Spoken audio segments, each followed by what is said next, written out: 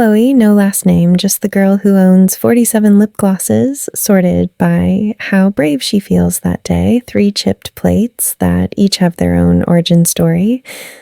The blue one from her first apartment, the white one from her mom, the green one she bought the day she decided to stay in this town a little longer, one extremely dramatic houseplant named Kevin, who has already written his memoir chapter titled The Day the Leftovers Came Back and Love Stayed for Dessert, and one small glass container of last night's lemon rosemary chicken that she sent home with her older neighbor because there was way too much for one person, and it would be a crime to let it go to waste, stands barefoot in her apartment at 2:17 p.m.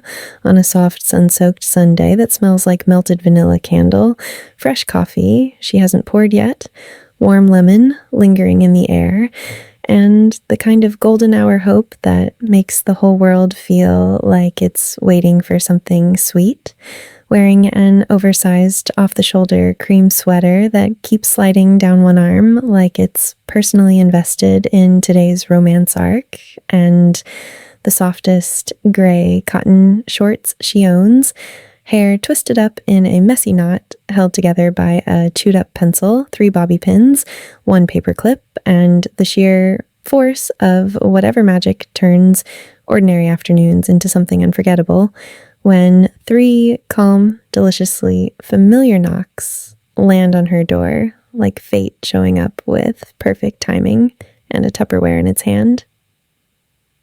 You guys, I'm Chloe, 22, fairy lights glowing low in gold like they've been waiting their whole lives for this exact moment, soft music humming from my phone on the counter, Sunday sun pouring through every window in thick honey sheets that make the whole apartment look like it's been kissed by caramel. Kevin, the plant, perched on the kitchen counter like a tiny green director, ready to yell, "Action!" at any second, and this is happening right now. 2:17 p.m. on a Sunday that just looked at every cozy trope and said, "Hold my leftovers." Hit subscribe, ring the bell, comment the last time a Tupperware return visit turned into the sweetest, coziest, best second helping of your life. Let's go. I'm mid-daydream. Stare out the window, thinking about last night's potluck and how his eyes lit up when he tasted the chicken when the knocks come. I open the door. Everett is standing there, holding my little glass container. Clean, lid neatly snapped on, still faintly warm, like he just pulled it from the dishwasher. Soft black Henley, the color of storm clouds, with the sleeves pushed up just enough to be polite, but still unfairly distracting. Dark jeans, salt and pepper hair perfectly tousled, like he woke up illegally kind and handsome. Green eyes, warm and gently shy in the hallway light. A tiny smudge of flour on his cheek, like he's been stress baking upstairs. "Hey," he says, voice low and kind and a little sheepish. "Figured you'd want this back. Also, thank you. That chicken was incredible. I may have eaten it straight from the container like an animal, and then felt bad about it, so I washed it twice." I laugh and step back, waving him in. I'm honored. Come in before Kevin starts demanding royalties for emotional support. He steps inside, closes the door softly behind him, and the apartment instantly feels cozier, warmer, like the fairy lights just turned up their glow on purpose, and Kevin the plant just gave an approving nod. We end up at the kitchen sink, him leaning one hip against the counter, me rinsing the already spotless container because it gives me an excuse to stand close and steal glances at the way the sunlight catches in his hair. Conversation starts perfectly innocent and stays that way for the first 12 minutes and 33 seconds. How the potluck was chaos, but in the best way. Mrs. Henderson's Jell-O salad is still the stuff of nightmares. how he reheated the chicken with a little extra lemon and rosemary, and it was somehow even better the second day. How I always make too much food because I secretly love having leftovers to share.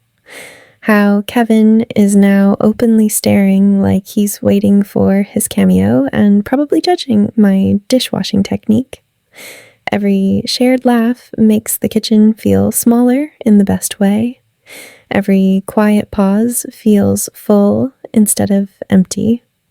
Every time our shoulders brush while I reach for the dish towel or he hands me the lid, neither of us moves away quite fast enough. I finally set the container in the drying rack, but neither of us steps back. "Thank you," he says again, softer this time, eyes never leaving mine. "For the food, and for thinking of me." I smile, cheeks warm. "Anytime. Leftovers are always better when they come back with good company. The moment stretches, soft and sweet, and full of everything we haven't said yet." We talk a little longer about nothing and everything, and somehow end up on the couch with fresh coffee that actually stays warm this time because we keep forgetting to drink it while we're busy laughing and sharing stories about favorite comfort foods, childhood potlucks, the way Sunday afternoons feel, made for slow conversations and second chances. We make grilled cheese because we're suddenly starving again, and we eat them cross-legged on the living room rug, feeding each other bites between smiles that feel like promises. The blanket from the back of the couch draped over both of us like we've been doing this forever. We slow dance in the kitchen when the playlist lands on the perfect song, barefoot and giggling when we bump into the fridge, and then again when we almost knock over Kevin's pot. We open every window to let the warm air in and end up curled up on the window seat watching the clouds drift while the fairy lights glow behind us like a backdrop made for this exact moment. Hours pass like minutes. The little glass container ends up on the coffee table like a trophy, still faintly smelling of rosemary and possibility, next to 2 empty mugs and a plate of cookie crumbs we never meant to finish, but did. By the time the sun is low and golden and the apartment is quiet in the very best way, the leftovers are long gone. But something new and warm and perfect has taken their place. Chloe winks at the camera. Phone propped on the counter where it's been recording since 2:16 p.m. Red light still glowing, hoodie slipped softly off one shoulder, fairy lights painting everything warm and golden, the little glass container gleaming innocently on the coffee table like the universe's favorite wingman, Kevin the plant giving a tiny approving nod from the windowsill, and that's the full, longer, wholesome, heartwarming post-potluck leftovers, Sunday afternoon, fairy light glow, all day into forever, grilled cheese, second dinner, slow dancing in socks, coffee that actually stayed warm, cookie crumbs on the rug. Kevin the plant got multiple cameos story of how I brought your container back became the sweetest, coziest, best second helping of my entire life.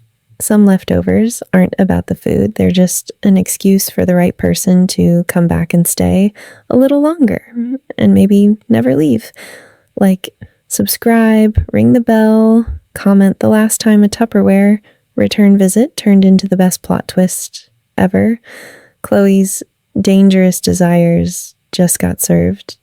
And we're definitely going back for seconds, thirds, and every day after.